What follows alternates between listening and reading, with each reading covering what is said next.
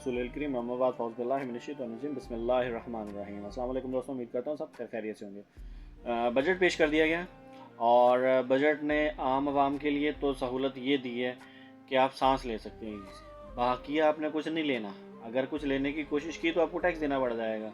तनख्वाहदार तबके के ऊपर 10% सैलरी का इंक्रीमेंट लगाया, लेकिन इतने बड़े एहसान के साथ कि जैसे पता नहीं क्या कर दिया, जबकि खुद की इंक्रीमेंट 2 दफ़ा लगाई है एक ही साल के अंदर, जिसमें पहली दफ़ा 100 से 200% और दूसरी दफ़ा 400 से 500% अपनी, जबकि खुद करप्शन में भी डूबे हुए हैं।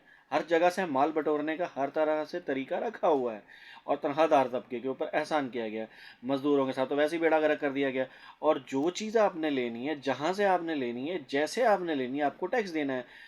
उसके बाद तालीम के निज़ाम के लिए और सेहत के लिए इतना बजट रखा गया है कि मैंने तो हाथ ही जोड़ दिए कि जनाब आप हमें तालीम तो अल्लाह ही वारिस है हमारा, और सेहत का भी हमारा अल्लाह ही वारिस है, आप हमारी दफ़ा पे लगाएं ताकि अगर हम कुछ बोलें तो फौरी तौर पे वीगो डाला टाइम पे पहुंच सके।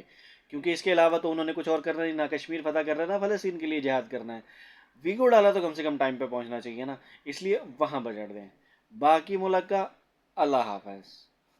तो ये बजट का कुल था। वैसे तो कहना सिर्फ बजट में भी यही चाहिए और अनाउंसमेंट भी यही करनी चाहिए कि बोलना कुछ नहीं, वीडियो डाला पहुंच जाओ, सिर्फ इतना ही आपके मुल्क के अंदर लिखा जाना चाहिए, बाकी कुछ नहीं लिखा जाना चाहिए। ये बजट का एनालिसिस है और मेरी दुआ है कि अल्लाह ताला इसको हमको हदायत दें।